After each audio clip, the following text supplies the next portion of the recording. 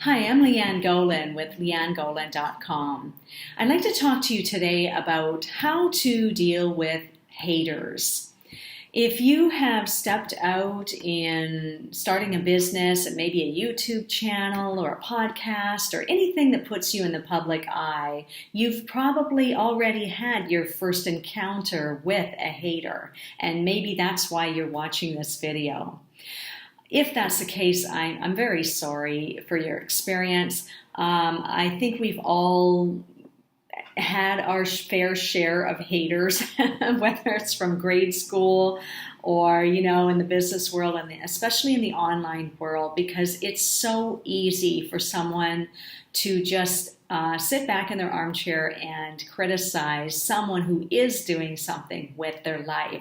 So I want to commend you for being out there, putting yourself out there, or even thinking about putting yourself out there, and wanting to know how to handle haters, because really they are the reality today, and we'll all have to deal with one at least in our lifetime. So I had an encounter probably about 6 or 7 years ago now. I started a podcast on iTunes, and the very first day that I put up my first podcast, the hater came out of the woodwork and started to tear apart on Twitter and Facebook and even on dedicated websites, tearing apart every sentence that I made, every point I made. It was distorted and just ripped apart and criticized. And at first I just laughed it off, and I thought, for the first few months, this is just something I have to deal with. Ha ha ha, it's funny. It's too bad this person doesn't have something more constructive to do with their life, that sort of reaction and response. But as time went on, it started to wear on me, and I found that what was happening was some of the things this person was saying about me, like, she's a phony, she doesn't know what she's talking about, things like that. Those statements were resonating with hidden inner thoughts and beliefs that I had about myself. And you may have heard of the imposter syndrome, where a lot of us out there, experts and experienced people, we still have those teeny tiny little doubts that, who am I to be helping people? Who am I to be a so-called expert in this area? Even though many of us are. I mean, myself, I have more than 20 years experience in business and marketing. So it wasn't the lack of experience, but it was the limiting belief and my mindset that was agreeing with the hateful comments this person was making. How did I handle it? At first, again, I just ignored it. But I guess if I had it to do over again in this particular case, I would have gently confronted the person and tried to just comment and say, look, I'm sorry we disagree on this, but that's not what I said. But, that can be a waste of your time and energy, especially if the person's really not about looking for constructive comments. They're just wanting to put it out there that you're nothing, they're everything. They're in the power position and you're the victim. But if that doesn't work, if you're not able to, converse and say, hey, thank you for your comment, even though I don't agree with it, or just thank you for your comment, then the best thing to do is just ignore it and delete it, because you have the power over your own YouTube channel, website, or whatever it is you are operating your business through, or just sharing videos through, or podcast, or whatever it is. So you are the landlord and that person is a tenant, and you can evict them at any time that you want.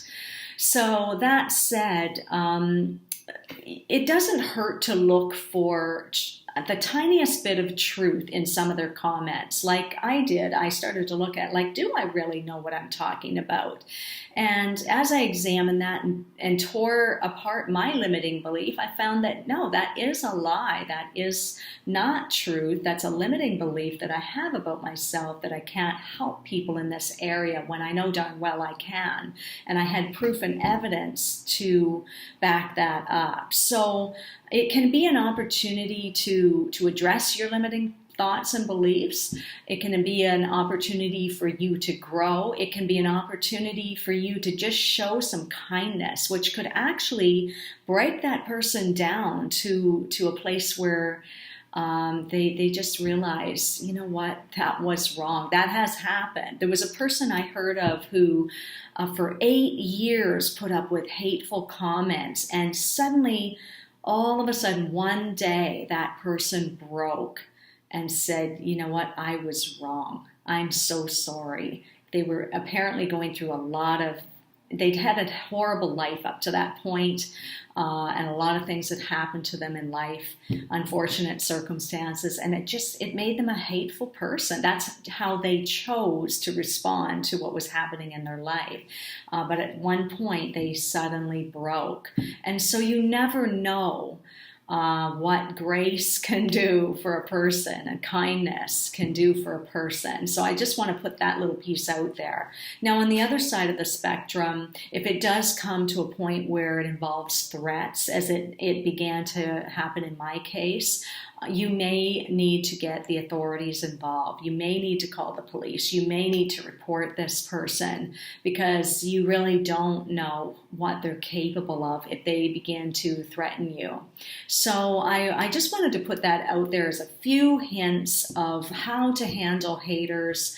And for the most part, we want to have a support system behind us so that we don't listen to every voice that comes our way. We listen to the voices of people that really matter to us, people that invest in us.